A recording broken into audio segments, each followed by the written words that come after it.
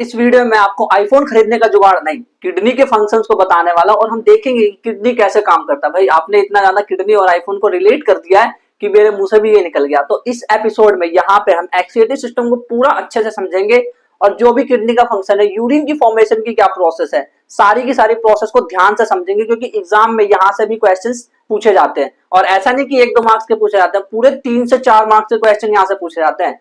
तो क्या आपको एक्सक्रेशन की प्रोसेस पता है क्या होता है? What is excretion? तो अगर आपको पता है तो कमेंट में लिख दो, नहीं तो फिर आगे बढ़ते हैं। तो एक्सक्रेशन होता क्या है? Excretion basically the biological process, एक बायोलॉजिकल प्रोसेस है, द बायोलॉजिकल प्रोसेस। अच्छा, न्यूट्रिशन बायोलॉजिकल प्रोसेस नहीं थी क्या? ट्रांसपोर्टेशन नहीं थी? भाई सब थी, लेकिन यहाँ पे इन्होंने ऐसी डेफिनेशन दे रखी है, इसको हम अपने हिसाब से भी लिख सकते हैं कि ऐसी लाइफ प्रोसेस जिसमें रिमूवल ऑफ वेस्ट होता है। The biological process in which removal of wastage, removal of कौन सा वाला waste? Metabolic waste, removal of metabolic wastage. अब ये मेटाबॉलिक वेस्टेज क्या होता है ये तो हमें पता ही नहीं है, अभी बताता हूँ ये क्या होता है। The biological process in which removal of metabolic wastage from our body is called excretion. उसको हम एक्सक्रेशन कहते हैं। मतलब मेटाबॉलिक वेस्टेज, इसका मतलब क्या होता है? मतलब हमारे बॉडी के अंदर देखो, मेटाबॉलिक क्या होता है? एक कुछ रिएक्शंस हो रही होती है हमारी बॉडी में, कोई सी भी रिएक्शंस, चाहे वो रेस्पिरेशन है, छोटी मोटी चुन्नू मुन्नू, कोई सी भी रिएक्शंस हो रही है अगर हमारे बॉडी के अंदर, तो उसमें कुछ वेस्ट प्रोडक्ट निकलते हैं। अब वो क्या क्या हो सकते हैं? मेटाबॉलिक वेस्टेज क्या हो सकते हैं? हो सकता है कि वो कार्बन डाइऑक्साइड हो सकता है वो एक्सेस वाटर हो, यानी कि फालतू का पानी जो हमारा बॉडी चाहता भी नहीं है, जिसको हमारी बॉडी की जरूरत भी नहीं है। और हो सकता है वो नाइट्रोजनस वेस्ट हो, नाइट्रोजनस वेस्ट। अब देखो, जो एक्सेस वाटर है वो तो हमारी बॉडी से निकल जाता है, जब हमें पसीना आता है, स्वेटिंग होती है तो एक्सेस वाटर निकल जाता है।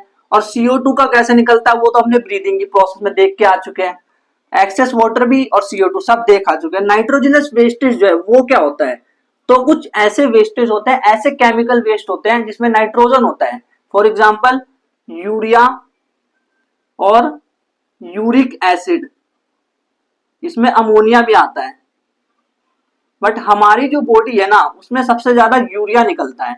तो ये जो प्रोसेस है, अब देखो यूरिया और यूरिन दोनों अलग अलग चीज होती है, सेम चीज नहीं होती। यूरिन के अंदर होता है यूरिया, यूरिया एक छोटा टर्म है जबकि यूरिन एक ब्रॉड टर्म है। तो अगर हम ध्यान से समझे कि एक्सक्रीशन की प्रोसेस को, तो इसमें हमें पता है कि हमें ह्यूमन एक्सक्रीटरी सिस्टम की जरूरत पड़ती है। तो एक बार समझ लेते हैं कि यार वो डायग्राम इतना कॉम्प्लेक्स सा दे रखा है, पता नहीं क्या लास्ट में चौमिन जैसा डायग्राम दे रखा है, कुछ समझ ही नहीं आ रहा। सारी की सारी चीजें समझ आएगी, बस स्टेप बाय स्टेप मेरे साथ धीरे धीरे आगे बढ़ते जाओ एपिसोड में। तो हम ह्यूमन एक्सक्रीटरी सिस्टम को समझते हैं, क्योंकि भाई हमारे अंदर एक्सक्रीशन होता कैसे है? वो तो एक्सक्रीटरी सिस्टम के थ्रू होता है। और हमें सिर्फ 2 चीजों से मतलब है, पूरे चैप्टर में हम सिर्फ 2 चीजों से मतलब रख रहे हैं, एक हमसे और एक प्लांट से। तो हम पढ़ेंगे अब ह्यूमन एक्सक्रीटरी सिस्टम के बारे में। Human excretory system. तो अगर हम ह्यूमन एक्सक्रीटरी सिस्टम को देखें, इसमें बेसिकली 3 चीजें होती है। हमारा जो एक्सक्रीटरी सिस्टम है उसमें 3 चीजें होती है, डायग्राम के थ्रू समझते हैं। देखो, इंक्लूड, इसके अंदर क्या क्या होता है? इंक्लूड, इसके अंदर 3 चीजें होती है, नंबर 1, नंबर 2, नंबर 3। तो देखो ध्यान से सुनना क्या क्या चीज इसके अंदर होती है। एक तो इसके अंदर होते हैं, असल में एक नहीं वो 2 है। क्या है वो 2? वो 2 है हमारे राजमा, ये रे राजमा। कुछ लोग इसको आईफोन भी बोलते हैं, क्योंकि इसकी जगह आईफोन हम ले सकते हैं, है ना। भाई ऐसा काम मत करना कोई भी, पहले बता रहा हूँ, बाद में बोलो कि आपने बोला था आईफोन ले सकते हैं। और यहाँ से यूरेटर आ रहा होता है, ये तो किडनी है, 2 किडनी है, तो हम बोल सकते हैं a pair of kidney. A pair यानी एक जोड़ा ऑफ किडनी का, राजमे का एक जोड़ा होता है यहाँ पे। और यहाँ पे यूरेटर होता है, यूरेटर, यूरेटर। ये यूरेटर क्या होता है? What is ureter?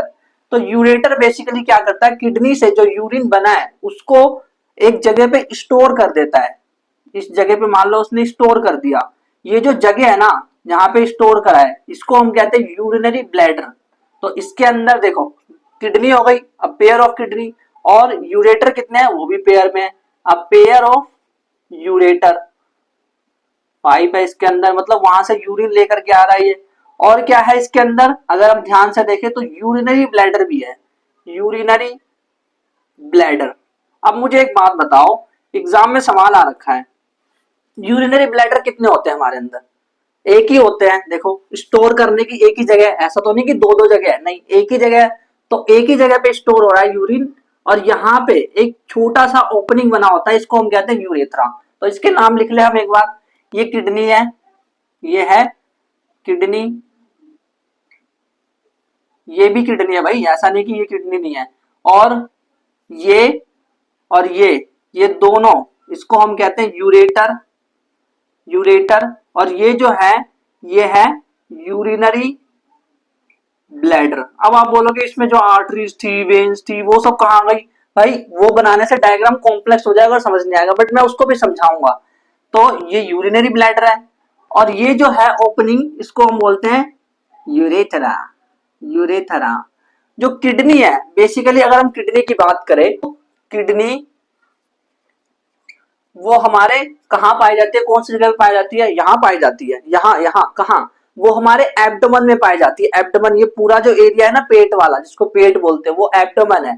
तो किडनी हमारे एब्डोमेन में पाई जाती है, बट ये सामने, मतलब यहाँ नहीं मिलती, सामने नहीं मिलती। फिर कहाँ? आईफोन के शॉप पे मिलती है क्या?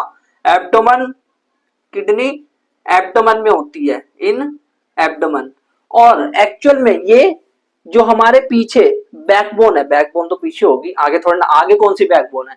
तो पीछे जो बैकबोन है उसके इस साइड होती है बेसिकली, ये वाली जो जगह है, यहाँ पे किडनी होती है। दो दो आईफोन, दो आईफोन ले सकते हैं हम तो हैं।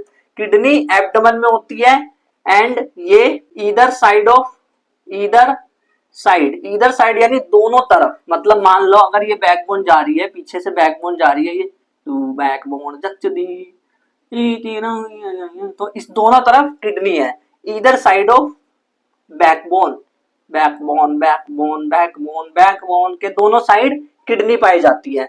और ये जो यूरेटर है, इसका क्या काम है? तो अगर आप ध्यान से देखो, तो जो यूरेटर है वो क्या कर रहा है? जो किडनी के पास जो यूरिन बना है उसको यूरिनरी ब्लैडर में लेके आ रहा है। यूरेटर क्या करता है? पासेस यूरिन, यूरिन को पास करता है फ्रॉम किडनी, किडनी से लेकर के कहां तक? Kidney to urinary bladder. Kidney से यूरिनरी ब्लैडर में कौन लेके आ रहा है? कौन सा रास्ता लेकर के आ रहा है? यूरेटर लेकर के आ रहा है। और यूरिनरी ब्लैडर क्या कर रहा है? तो ये एक्चुअल में स्टोर कर रहा है, स्टोर यूरिन, यूरिन को स्टोर कर रहा है। अच्छा, ये किडनी है, ये तो राज में हमारे, ये यूरेटर, ये पाइप है, ये यूरिनरी ब्लैडर है जो कि स्टोर कर रहा है। तो यूरेथ्रा क्या कर रहा है? ये तो बताओ। कुछ नहीं कर रहा, ये एक ओपनिंग है, मतलब एक छेद है बाहर। तो यूरेथ्रा क्या करता है? बेसिकली रिलीजेस,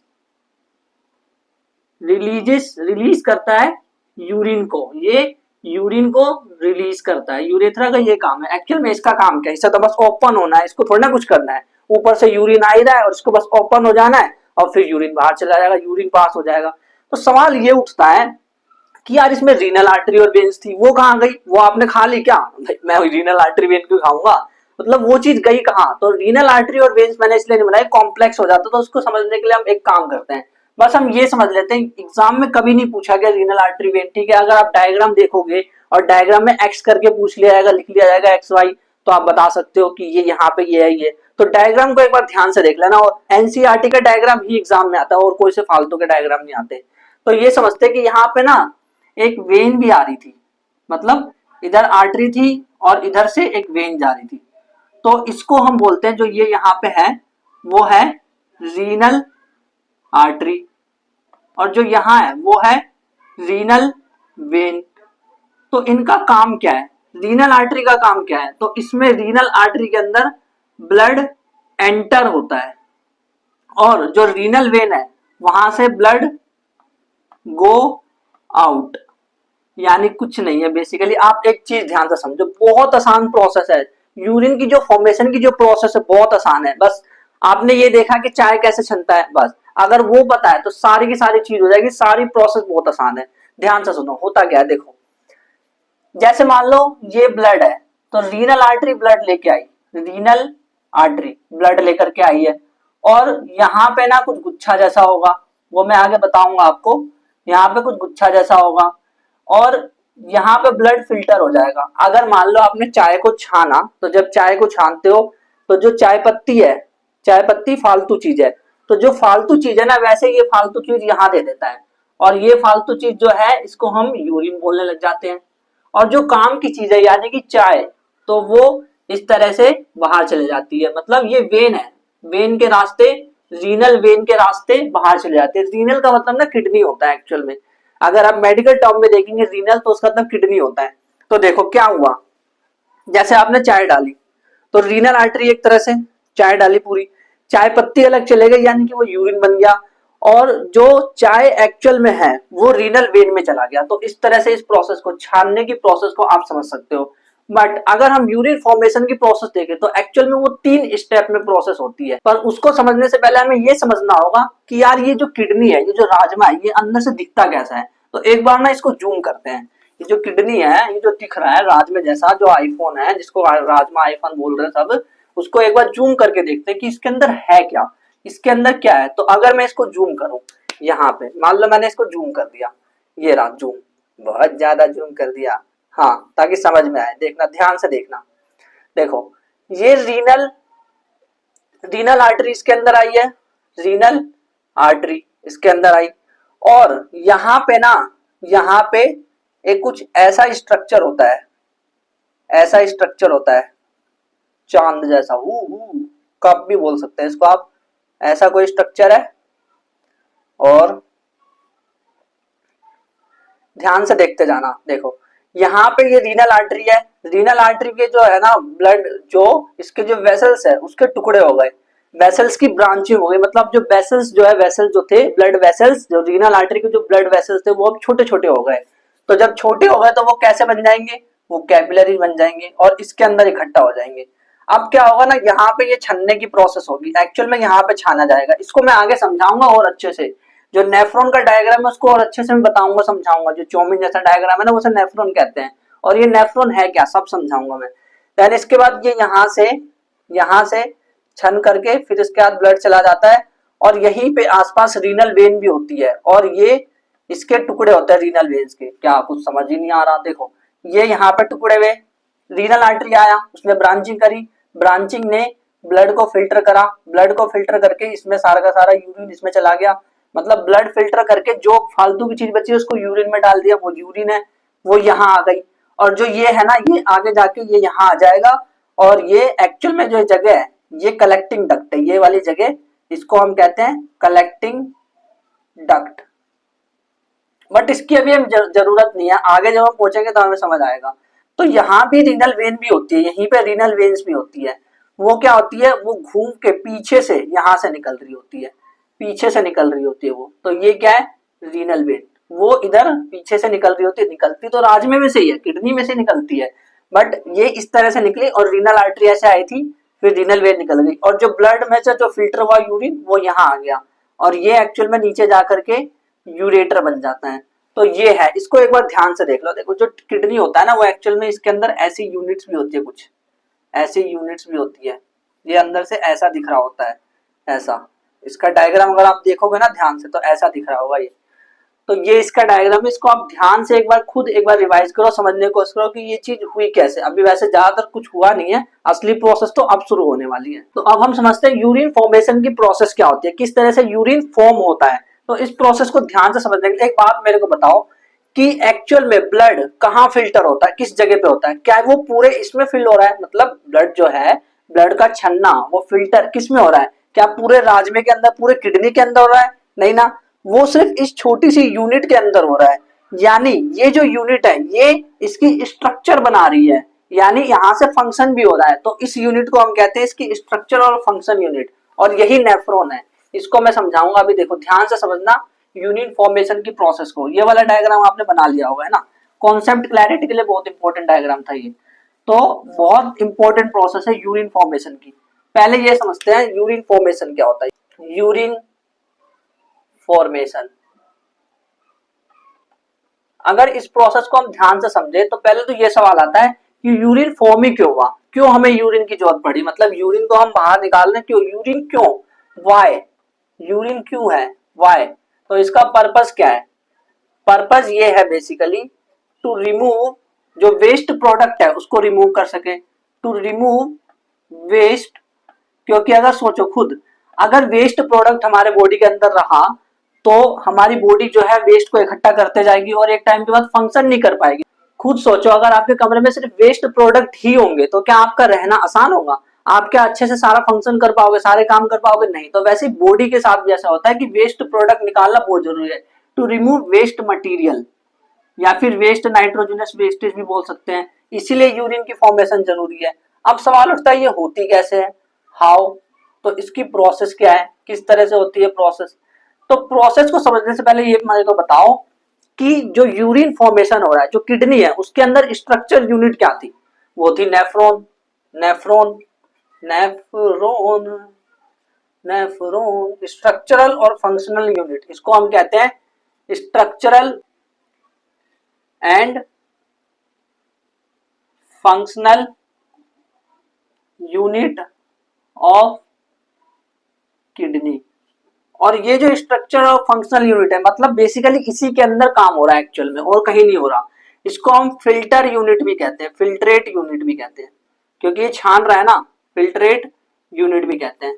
अब इसके डायग्राम को ध्यान से समझते हैं, क्योंकि अगर हमने इसके डायग्राम को समझ लिया ना तो आधा से ज्यादा चीज वही समझ आ जाएगी। तो पहले ये समझो कि देखो इसका डायग्राम कैसा होता है नेफ्रॉन। अगर हम एनसीईआरटी के हिसाब से चले तब तो बहुत ही ज्यादा डिस्टर्ब, मतलब बहुत ही बेकार डायग्राम होने वाला है। तो हम ध्यान से समझते हैं। देखो यहाँ पे ना एक कप शेप स्ट्रक्चर होती है, कप शेप स्ट्रक्चर होती है। इसको ना थोड़ा सा बड़ा बनाते हैं नेक्स्ट बार, मतलब मिटा देता हूँ इसको मैं और फिर बड़ा सा बनाते हैं और फिर इसको समझने की कोशिश करते हैं, तब मजा आएगा समझने में। क्योंकि नेफ्रॉन जो है ना ये इतना कॉम्प्लेक्स डायग्राम है कि बहुत सारे बच्चे को समझ ही नहीं आता।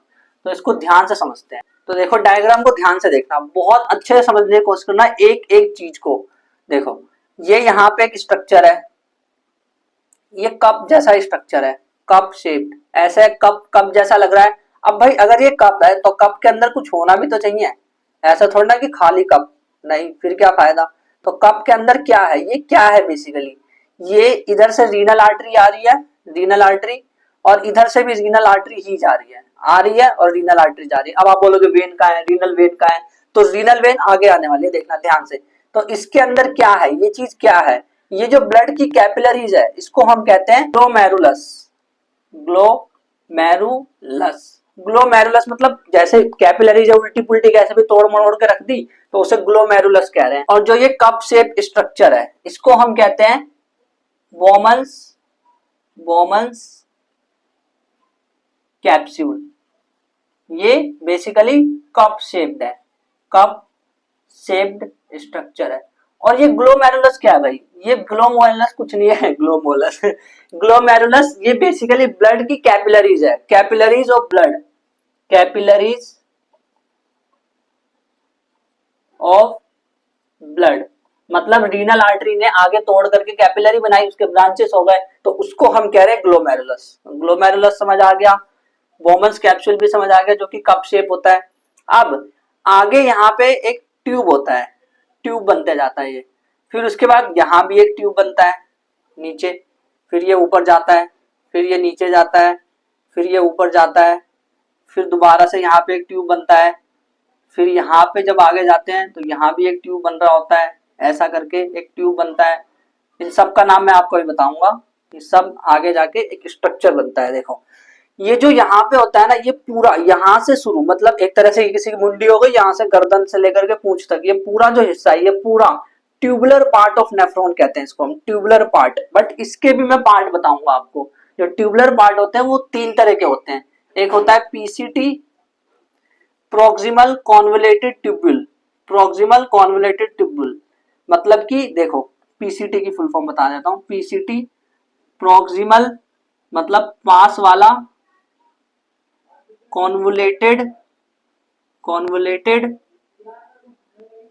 ट्यूब्यूल, और जो ये दूर वाला ट्यूब्यूल है इसको हम कहते हैं डीसीटी, डीसीटी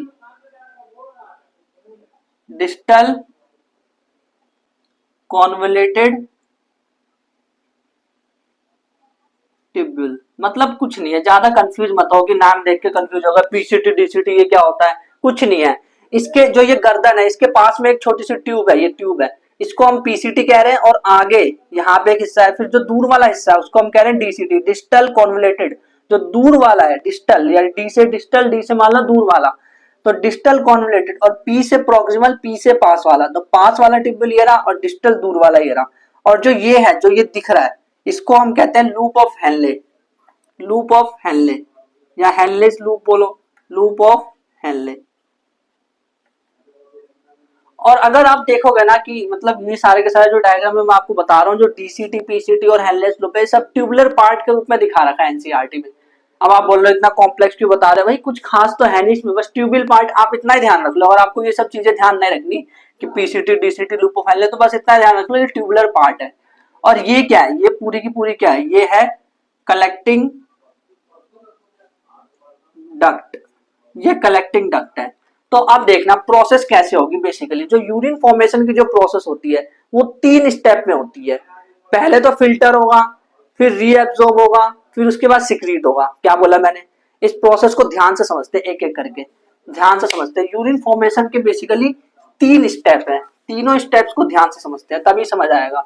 अब आप बोलोगे एनसीईआरटी में तो ऐसा कुछ बता ही नहीं रखा कि 3 स्टेप है। भाई उन्होंने बताया नहीं है, लेकिन उन्होंने बीच बीच में लाइनों के बीच में हिंट दे दी है, और वो कह रहे हैं कि भाई अब आप समझो क्या है क्या नहीं, और एग्जाम में क्वेश्चंस भी आ गए तो फिर क्या करोगे। तो स्टेप्स होते हैं इसमें, कुछ स्टेप्स, तो इसमें 3 स्टेप होते हैं। पहला स्टेप क्या है, पहला स्टेप है ग्लोमेरुलस, ग्लोमेरुलर फिल्ट्रेशन, फिल्ट्रेशन मतलब जो ग्लोमेरुलस होता है ना, देखो ग्लोमेरुलस, ये है ग्लोमेरुलस, यहाँ पे बेसिकली फिल्ट्रेशन की प्रोसेस होती है। अगर हम इसको जूम करें अच्छे से, अगर जूम करें तो हम एक चीज देख सकते हैं। देखो ये अगर बड़ा सा मैं बनाऊं इसको, ये ऐसा प्रोसेस बनाऊं, ऐसा प्रोसेस बनाऊं, देखो अब तो मान लो ये जो है ये डायग्राम बनाने का, तो ये कैपिलरीज है पूरी की पूरी, पूरी कैपिलरीज है, ये पूरी कैपिलरीज है। तो इसने क्या किया, कुछ चीजें फिल्टर करके लेके आया, ये अपने अंदर फिल्टर करके लेके आया। मतलब जो कैपिलरी थी, जो ग्लोमेरुलस था, उसमें से अब ये बोमन्स कैप्सूल में चला गया है, बोमन्स कैप्सूल में चला गया। तो ये जो प्रोसेस है, जो फिल्टर होके आया है ना, जो ब्लड फिल्टर होके, देखो असली जो साफ ब्लड था वो तो वापस जा रहा है, लेकिन जो फिल्टर होके आया वो बोमन्स कैप्सूल में आएगा।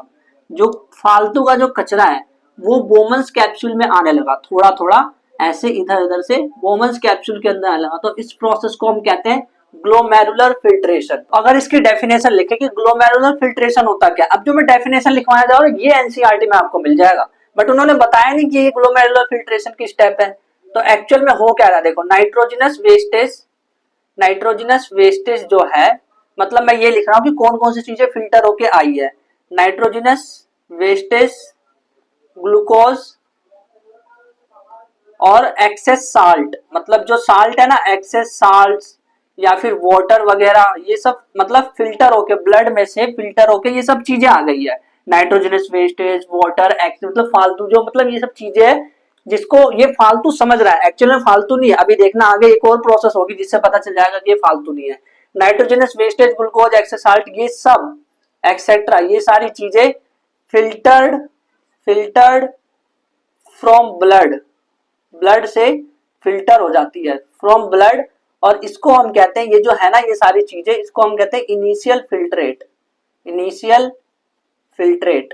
देखो आप ना एक काम करना, जैसे मैं ये टॉपिक पढ़ा दूं तो एक बार नोट्स को पढ़ लेना, आपको ये टॉपिक एकदम क्रिस्टल क्लियर हो जाएगा, सारी की सारी चीजें समझ आ जाएगी। तो ये सारे के सारे इनिशियल फिल्ट्रेट ब्लड से, फ्रॉम ब्लड से, मतलब ये फिल्टर होके ब्लड से कहां चले गए, from blood into Bowman's capsule में चले गए, बोमन्स कैप्सूल के अंदर चले गए, है ना भाई।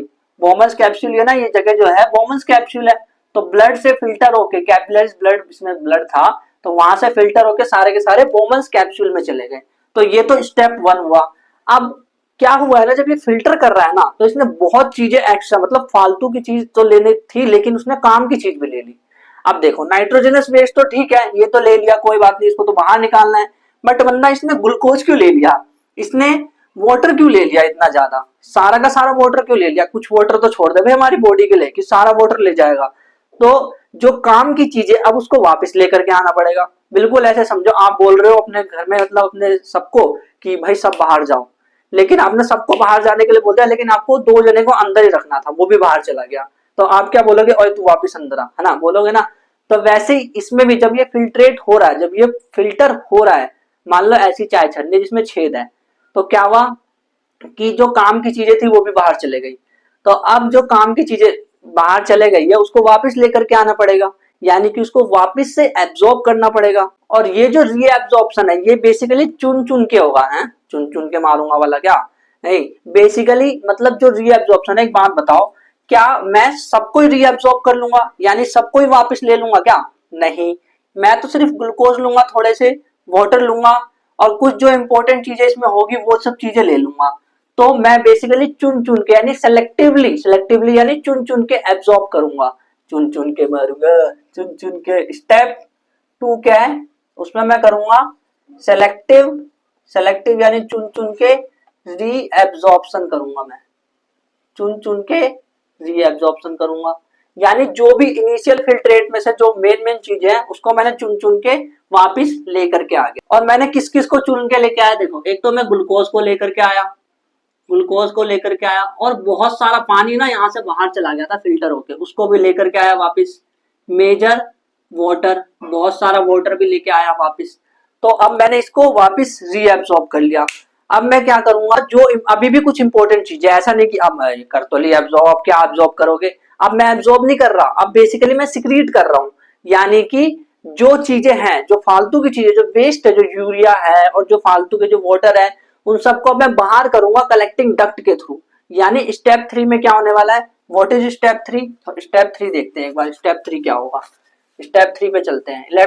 स्टेप 3 में बेसिकली हम चीजों को जो हमने एब्जॉर्ब करी है उसको हम सिक्रीट करेंगे, सिक्रीशन करेंगे। सिक्रीशन यानी एक तरह से देखो मैं बता रहा हूँ, ध्यान से समझना। स्टेप 3 क्या है, स्टेप 3 देखो, जैसे ये बोमन्स कैप्सूल है, ये बोमन्स कैप्सूल है, तो यहाँ पे तो इसने एब्जॉर्ब कर लिया।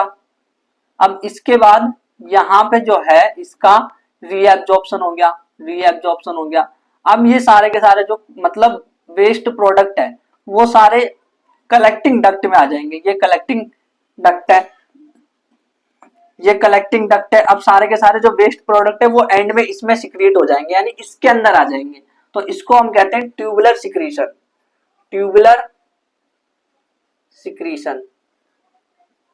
अगर आपको ये सब चीजें नहीं समझ आ रही, वैसे तो बहुत आसान है, तो मैं आपको ना एंड में एक चीज बताने वाला हूँ, शॉर्टकट में चीज बता दूंगा, उससे आपको समझ आ जाएगा, तो टेंशन मतलब। ट्यूबुलर सिक्रेशन है, ट्यूबुलर सिक्रेशन में क्या होता है, यूरिया, साल्ट और जो एक्सेस वाटर है, एक्सेस वाटर यानी फालतू का पानी, एक्सेस वाटर सिक्रीटेड, वो सिक्रीट हो जाता है, सिक्रीट यानी चला जाता है, secreted into tubules, tubules and collecting duct, collecting duct में चला जाता है, वो कलेक्टिंग डक्ट में चला गया।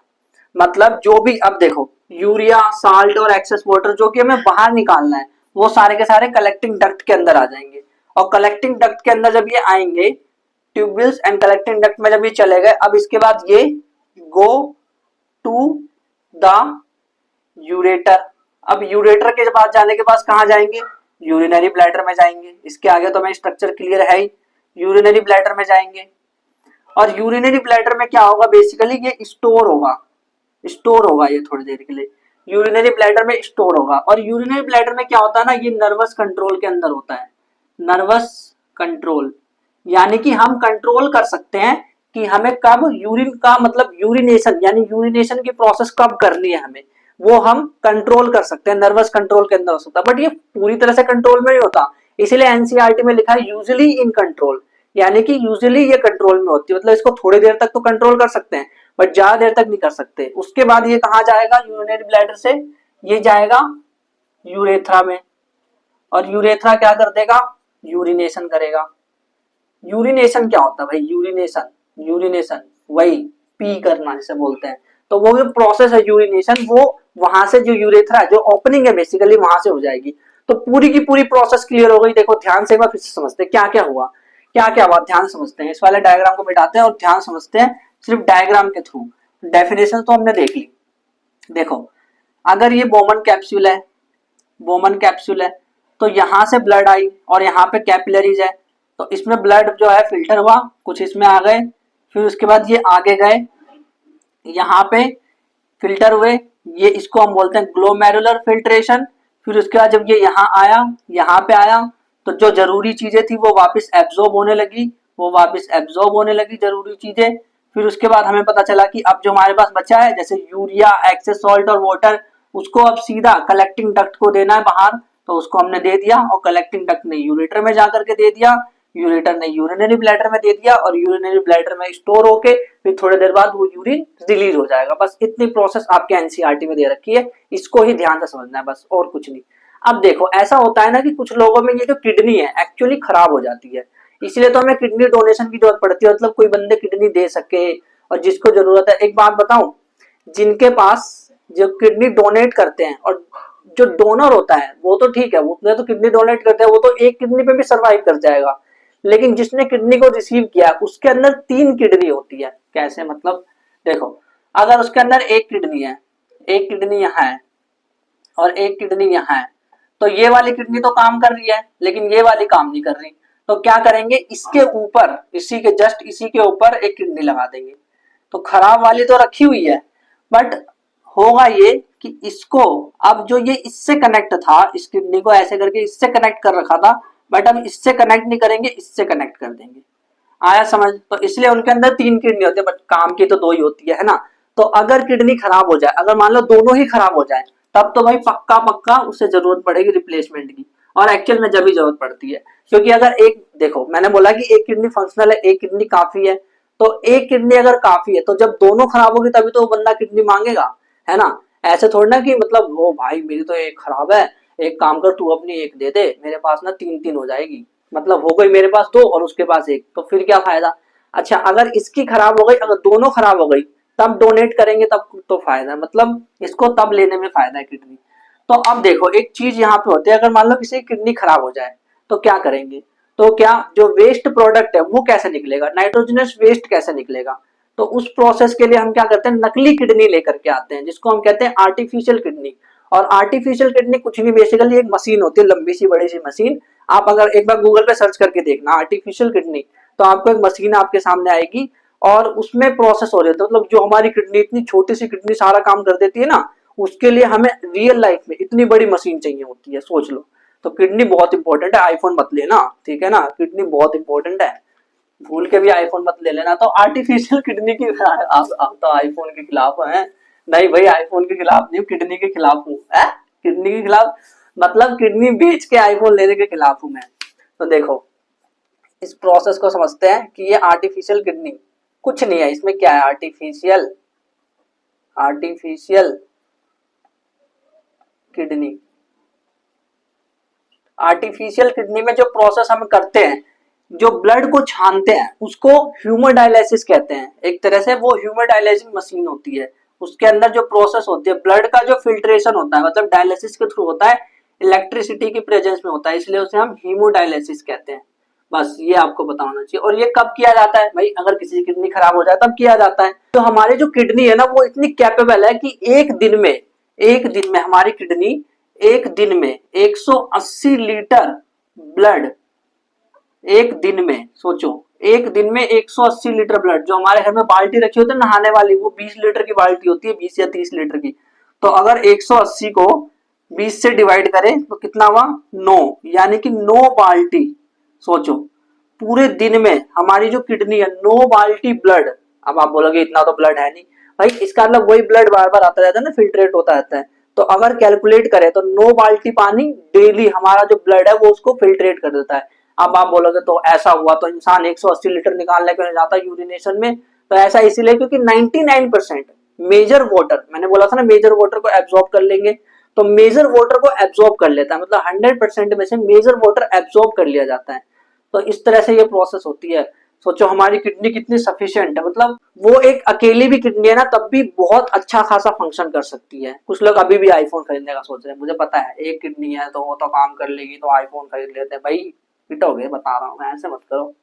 अब हम ये समझते हैं कि प्लांट्स के अंदर एक्सक्रीशन की प्रोसेस कैसे होती है। ये वाली प्रोसेस तो हमारे अंदर तो समझ आ गई, यूरिन फॉर्मेशन कैसे हुआ, किडनी कितनी होती है, आईफोन के लिए नहीं मरना चाहिए, सब कुछ समझ आ गया।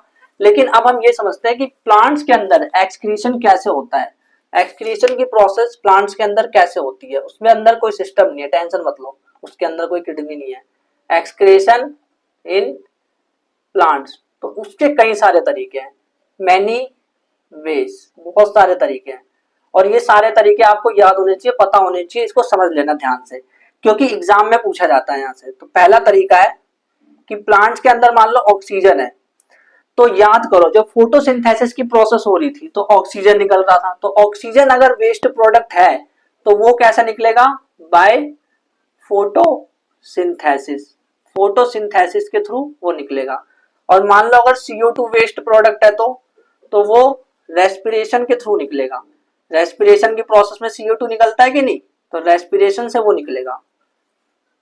और जो वेस्ट प्रोडक्ट होते हैं ना, वेस्ट जो प्लांट्स के अंदर वेस्ट प्रोडक्ट्स निकलते हैं, वेस्ट प्रोडक्ट, वो आपने क्लास 9th में वैक्यूल्स के बारे में पढ़ा होगा, सेल वैक्यूल्स होते हैं, वैक्यूल्स, तो वो अपने अंदर वैक्यूल्स के अंदर इकट्ठा कर लेता है। इसीलिए तो प्लांट सेल का वैक्यूल इतना बड़ा होता है। देखो याद है प्लांट सेल कैसी होती थी, जुम जुम जुम जुम जुम जुम जुम। तो प्लांट सेल में वैक्यूल इतना बड़ा होता था, याद है क्यों होता था, क्योंकि उसके अंदर वेस्ट भी रख सके, सेल वैक्यूल के अंदर ये अपने वेस्ट को रख लेते हैं। और चौथा तरीका ये है कि ओल्ड जाइलम, जो पुराने वाले जाइलम होते हैं उनके अंदर ये अपने रेजिन्स रेजिन्स और गम्स यानी गोंद वगैरह वो अपने अंदर रख लेते हैं। ये सब वेस्ट प्रोडक्ट है, जो गोंद हम यूज करते हैं ना वो उनके लिए वेस्ट प्रोडक्ट है प्लांट्स के लिए। और पांचवा जो तरीका है जिससे वो वेस्ट इकट्ठा कर सकते हैं वो है कि वो डायरेक्ट सॉइल में वेस्ट प्रोडक्ट को दे देते हैं, सॉइल में डायरेक्ट, सॉइल में वो वेस्ट प्रोडक्ट को दे सकते हैं। छठा जो तरीका है वो ये है कि डेड सेल्स, जो डेड सेल हो गई, मान लो डेड सेल, मान लो कोई लीव्स है वो पुरानी हो गई, ओल्ड हो गई लीव्स, ओल्ड लीव्स हो गई, तो वो क्या होगा, अपने आप वो लीव्स मतलब गिर जाएगी, वो लीव्स अपने आप फॉल हो जाएगी, क्योंकि अब वो एक तरह से वेस्ट हो गई ना। उसका फायदा क्या, ओल्ड लीव्स है अब तो वो मतलब जो वेस्ट प्रोडक्ट है वो एक तो सेल वैक्यूल्स में जमा होता है, ओल्ड लीव्स के अंदर भी आ जाता है और वो ओल्ड लीव्स बाद में गिर जाती है और सोइल के अंदर भी जा करके वो इकट्ठा हो जाता है, जो कि प्लांट्स के आसपास ही रहता है। सोइल तो प्लांट्स के आसपास ही रहेगी ना। तो इस तरह से ये सारी एक्सक्रीशन की प्रोसेस होती है और ये प्रोसेस जो है ना बहुत ही इंटरेस्टिंग थी। अगर आपको आईफोन लेना हो तो इस प्रोसेस को आप यूज कर सकते हैं। बार बार आईफोन का एग्जांपल मिल रहा है, मजेदार एग्जांपल है क्या है? तो ये जो प्रोसेस है एक्सक्रीशन, इसको ध्यान से समझने की कोशिश करना। अगर अब भी नहीं समझ आया तो एक बार फिर से इस पूरे वीडियो को देखना ध्यान से, सब कुछ समझ आ जाएगा। बट अगर अब भी आपके दिमाग में कोई डाउट है तो नीचे कमेंट कर देना, मैं आपको वहां पे रिप्लाई करूंगा। और तब भी कोई डाउट रह गया उसके बाद भी, कमेंट पे रिप्लाई करने के बाद भी, तो आप हमारे व्हाट्सएप ग्रुप को ज्वाइन कर सकते हैं। बाकी जो लाइफ प्रोसेस चैप्टर है उसकी सारी की सारी प्रोसेस, न्यूट्रिशन, ट्रांसपोर्टेशन, सारी जितनी भी प्रोसेस लाइफ प्रोसेस में आती है सारी की सारी हमने कंप्लीट कर ली है। उसके लिए अगर आपको बाकी एपिसोड देखने तो इस वाली प्लेलिस्ट पे क्लिक करो, और अगर आपको कोई और से चैप्टर देखना, मान लो एसिड और बेस देखना, तो इस वाली प्लेलिस्ट पे क्लिक करो। बाकी आप हमारे चैनल पे विजिट कर सकते हो और डीपीपी जरूर सॉल्व कर लेना, क्योंकि वहां पे इसके अच्छे अच्छे क्वेश्चन एक्सप्लेनेशन के आ रखे हैं। Thank you very much.